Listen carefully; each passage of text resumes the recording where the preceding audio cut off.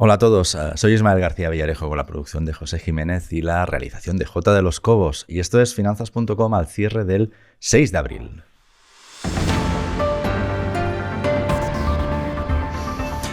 Inversores, muy bienvenidos. José María y yo os estábamos esperando. José María, bienvenido al Centro de Noticias de Finanzas.com.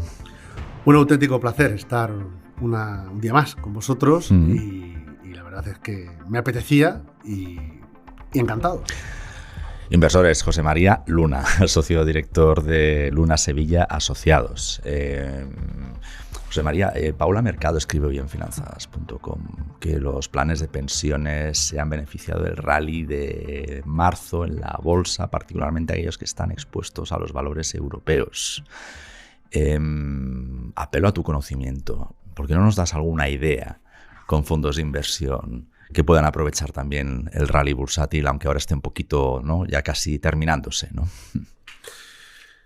Bueno, y sobre todo la parte europea, ¿no? Claro. Que es quizás el eslabón más débil en todos los sentidos. Aseguraba un ejercicio muy, muy positivo para el mercado europeo, para la renta variable europea en concreto, sobre todo aquellos sectores más cíclicos. Pero la guerra, en este caso, pues ha puesto encima de la mesa, pues o ha destapado una de las enormes debilidades que tiene Europa, ¿no? Y es precisamente la enorme dependencia que tenemos energética, en este caso de Rusia. No solo energética, sino también de otras materias primas, con lo cual mucho me temo que Europa pues va a seguir siendo ese eslabón débil de la cadena, tanto en el crecimiento económico e incluso el desacoplamiento, no solo del crecimiento económico, sino del desacoplamiento de las actuaciones de los bancos centrales también va a afectar sin duda alguna al Banco Central Europeo, aunque los últimos mensajes sean pues menos acomodaticios, ¿no? Muy en línea del Banco de Inglaterra o del Banco o la propia Reserva Federal. Pero es cierto, los niveles de los índices en bolsa europea pues han acabado en el mes de marzo pues mejor de lo que se podía pensar. Y han batido en algunos casos algunos índices norteamericanos, ¿no? Es. Entonces, es lógico lo que apunta efectivamente mi colega Paula en cuanto al tema de los fondos de pensiones y es extensible a la parte de renta variable. Seguiría, en la parte de bolsa, seguiría centrado bastante en todo aquello que está más ligado al ciclo. Por citaros o por señalaros algunos fondos de renta variable europea que merece la pena echarles un vistazo, ¿no?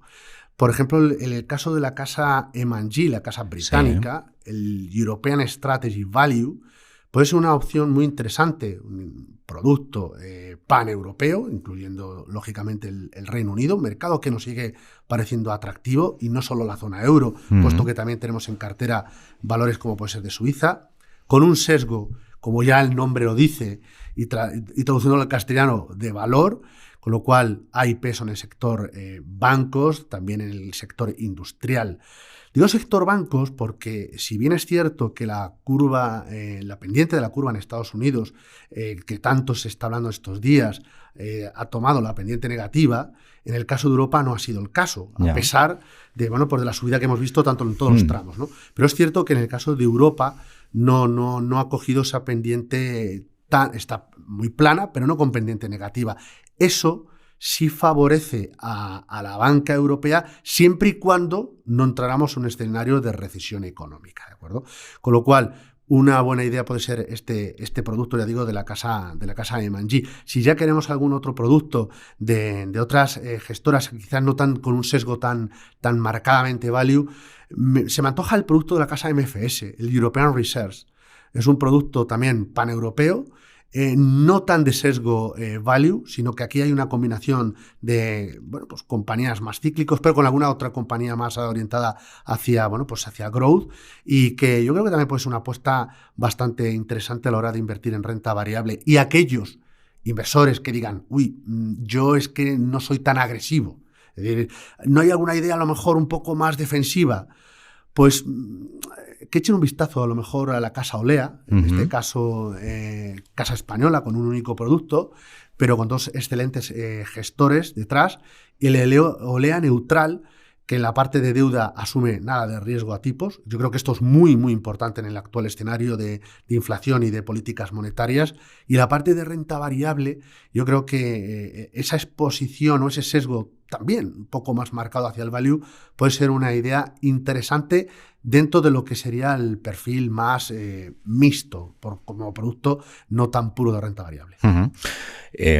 La verdad es que las bolsas europeas en marzo consiguieron recuperar las pérdidas que creó la invasión de Ucrania. Los planes de pensiones, como comentaba, como explica el artículo de Paula, lo han sabido exprimir bien, y estamos seguros que estas referencias que nos acabas de dar también nos dan buenas ideas, ¿no? Son buenas ideas para movernos.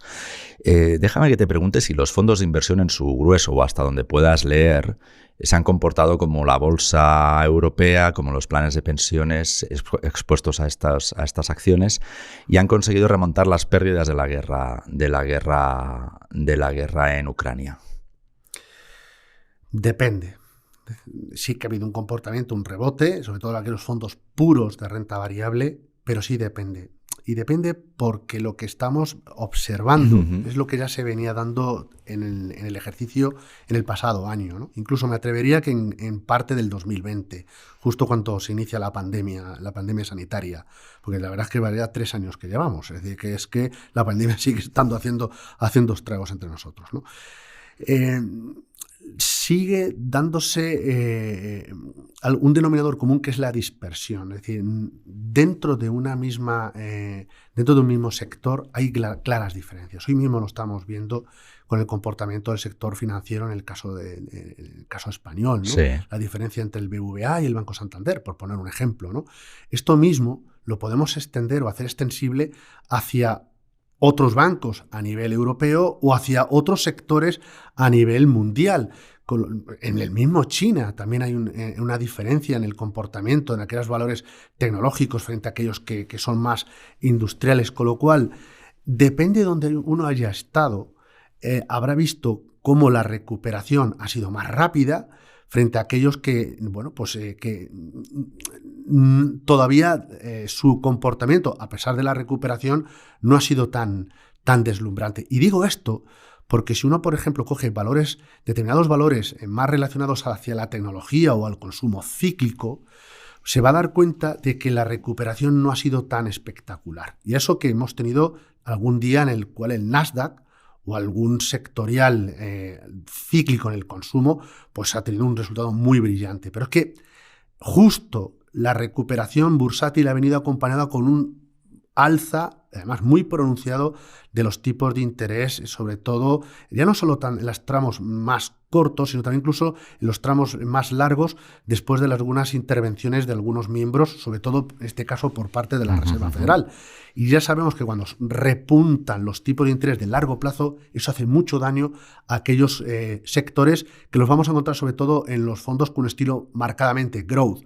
Con lo cual, la dispersión continúa.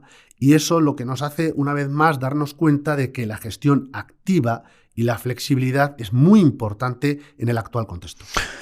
Infiero de tu respuesta, José María, que aquellos suscriptores que todavía tengan un fondo en pérdidas como causa de la guerra no deberían preocuparse por la dispersión que estás relatando, ¿no? Vamos a ver, este ejercicio, la ocupación y la preocupación, yo pondré el acento en la ocupación, ¿de acuerdo? En ocuparnos en nuestras carteras.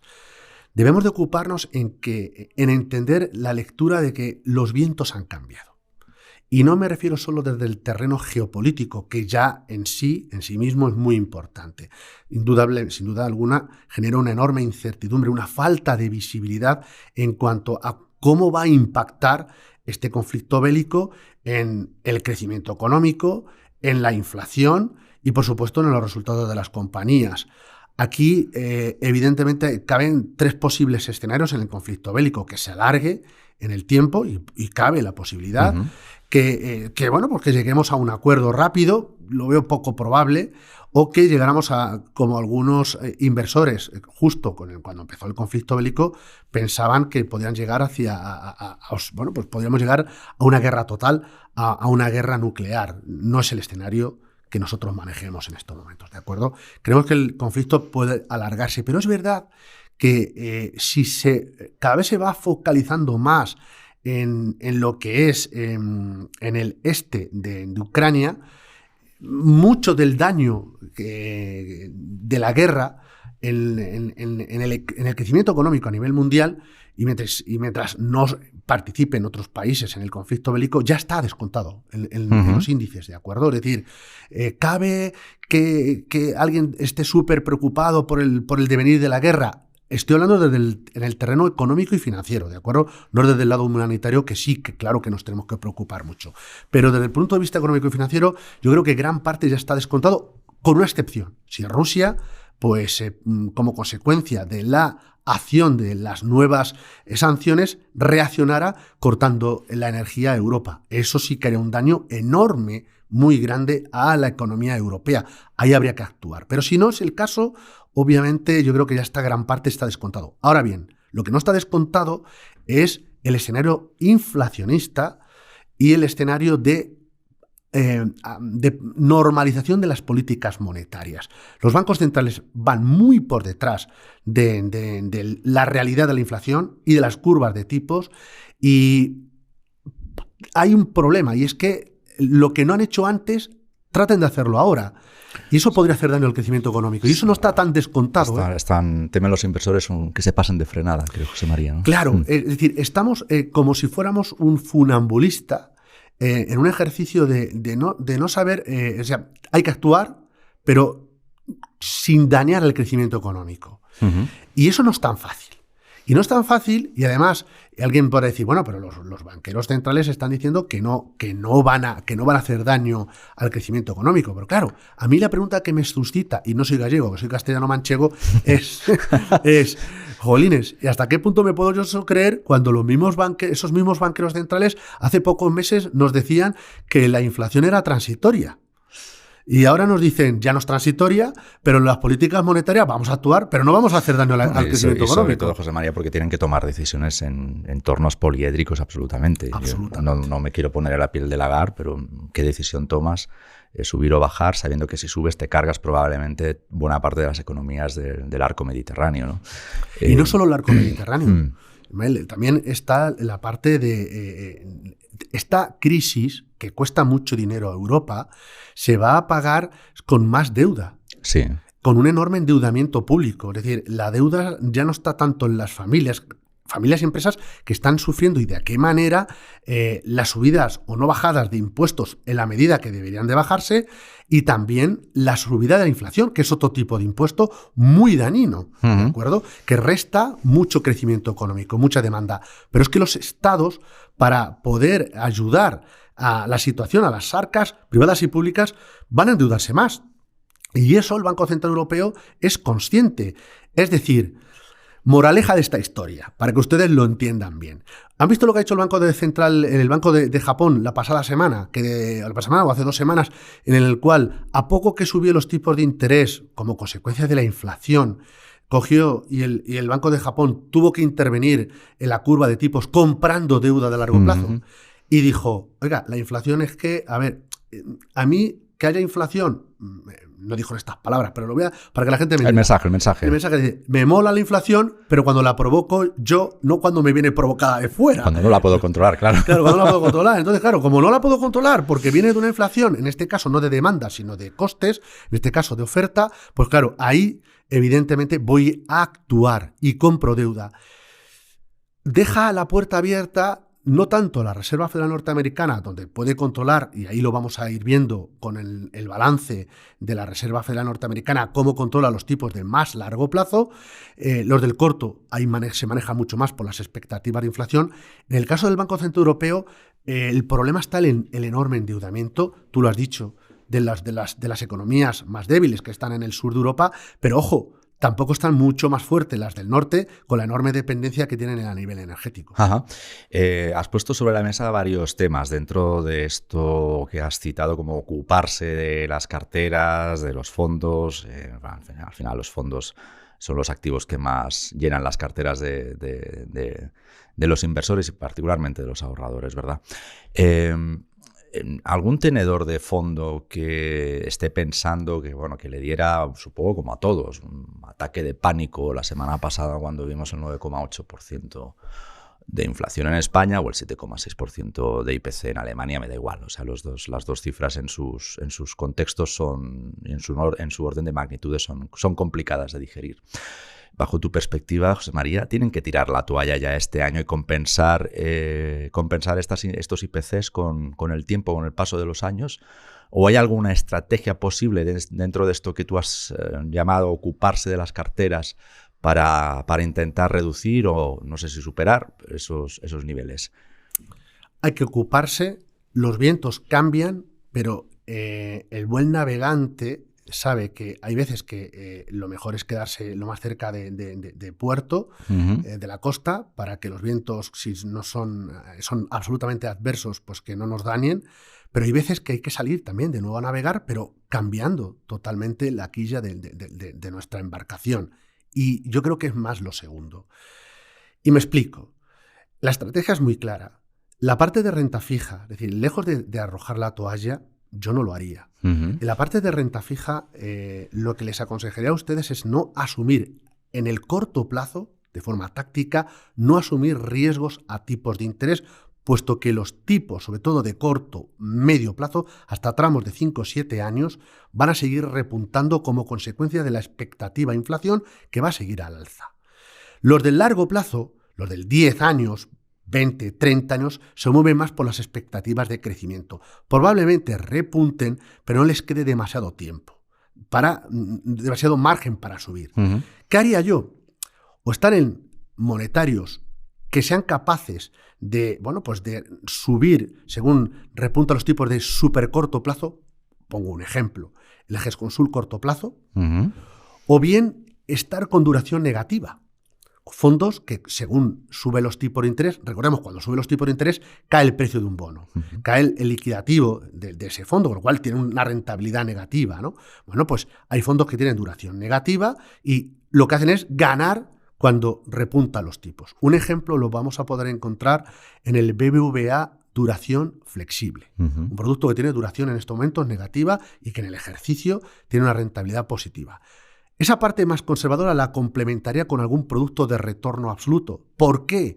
Pues porque lo he comentado antes, dispersión. Si hay dispersión, es un buen caldo de dispersión en bolsa, en materias primas, en deuda, en divisas. Aprovechémoslo con un producto de retorno absoluto que sea capaz de hacerlo bien en ese escenario, precisamente que aproveche esa dispersión. Casas como puede ser Lion Trust, una casa también británica, que tiene un fondo de inversión que invierte en Europa, pero que está en estos momentos comprado en aquellos valores cíclicos y está vendido de aquellos sectores más growth. ¿Con qué más lo complementaría? Con algún producto mixto. Estoy hablando todavía de la parte defensiva. No iré más rápido a la parte de bolsa, ¿de acuerdo? La parte lo haría con mixtos que compren protección. Esto es muy clave. Que hagan gestión activa con derivados. Los derivados pueden ser nuestros aliados, opciones, futuros, ¿de acuerdo? Es decir, no solo para especular, sino también para cubrir la cartera. Ejemplos hay con Dunas, con el Dunas Valor Equilibrio, o por ejemplo un archiconocidísimo fondo como es el DWS Concept Kaldemorgen, que por ejemplo en cartera, entre otras cosas, aparte de tener oro, también tiene divisa como puede ser el dólar. Ambos activos pueden funcionar como ciertas coberturas. El fondo, por ejemplo, está en este ejercicio en positivo, de los pocos mixtos que están en positivo. La parte de renta variable, claramente ha sido ganadora. ¿Pero por qué? Porque había una sobreventa y luego porque la renta variable de determinadas bolsas son el mejor refugio antiinflacionista. Los tipos reales están más negativos ahora que cuando teníamos la inflación mucho más baja.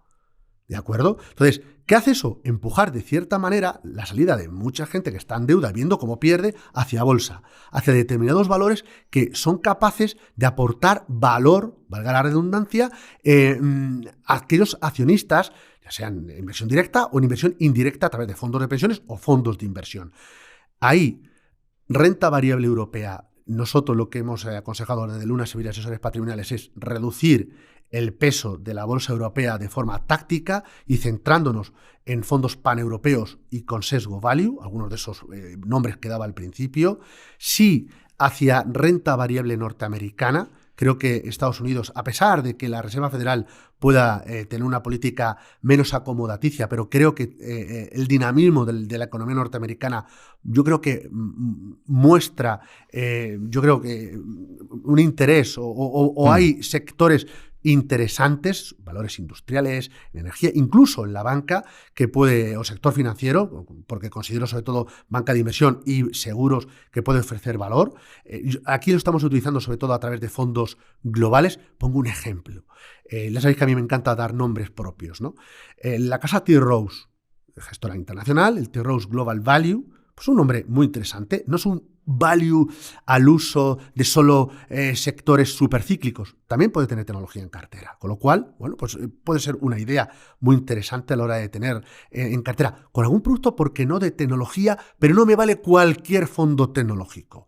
Échenle un vistazo al producto del Fidelity Global Technology, porque tendrán inteligencia artificial, metaverso, tendrán robótica, etcétera. Emergentes, sí, pero con un sesgo defensivo, no súper agresivo. Tengamos China. Este año se celebra el Congreso del Partido Comunista de China y China no es un problema en la ecuación, es una solución. Tengamos también, en este caso, Latinoamérica, que lo está haciendo muy bien. ¿Y por qué no tener algún producto ligado a inflación? Ligado a inflación, y no me refiero a bonos ligados a inflación. En este caso, os doy un nombre. Lo digo para que la gente le eche un vistazo. El Schroeder Inflation Plus Fund, un producto que tiene en cartera materias primas, directamente, no acciones de materias primas, sino no acciones en commodities, sino la propia commodity, ¿de acuerdo? Es decir, petróleo, gas, materias primas agrícolas, metales industriales, el aluminio, que está subiendo de precio, de una revalorización espectacular, es uno de los metales que mejor se aprovechan de una de las enormes revoluciones que se están dando, que es la de la sostenibilidad. Bueno, pues echemos un vistazo, en ese caso, a los metales industriales, oro, plata, metales o materias primas agrícolas, y por supuesto ganadería, también bonos ligados a inflación, pero de súper corto plazo, divisas, cash. Es un producto muy interesante. Y no nos olvidemos, y ya con esto termino, de las infraestructuras, ¿de acuerdo? Muy importante. Y también de la otra revolución, la sanidad. Inversores, estamos con José María Luna, que es socio director de Luna Sevilla Asociados. No terminaste, hago una última pregunta, pero sí te pido brevedad. Estamos a punto de inaugurar la temporada de resultados. Las empresas van a pasar examen a su primer trimestre del ejercicio y ahí vamos a empezar a ver la amplitud de los daños sobre la invasión de Ucrania, inflaciones y demás. ¿Te preocupa que empiecen a caer recortes de previsiones de beneficios? Los resultados como tal no me preocupan tanto. No espero grandes profit warning. Sí me preocupa más las expectativas a futuro y centraría, y por concluir, lo que me has dicho en brevedad, me preocuparía sobre todo los del segundo trimestre. Ahí me preocuparía mucho, sobre todo por si hay algún profit warning, que eso puede poner muy nerviosos a los inversores de bolsa, pero también en high yield, porque también mucha gente se está refugiando en el high yield, en la deuda de peor calidad crediticia y, ojo, con alguna publicación que sorprenda para mal, porque eso sí que podría tensionar mucho los mercados también de crédito. José María, pues si te parece, cerramos la sesión. Pues ha sido un placer, se me ha hecho muy breve, pero bueno, he estado encantado. Lo que te agradecemos, como siempre, son tus buenas ideas para operar en los contextos que la verdad es que tienes razón, llevamos 3 años complicados. Muy complejos, sí. Y parece que cada año va peor. Pero bueno, en fin, suponemos que se romperá la racha en algún momento. Ojalá sea así. José María, muchas gracias por hacer podcasting con nosotros. Muchísimas gracias. Inversores, mañana Alejandro Ramírez con hechos relevantes en las aperturas de la sesión. Y nos vemos al cierre de los mercados. Gracias como siempre por el privilegio de vuestro tiempo y hasta la próxima.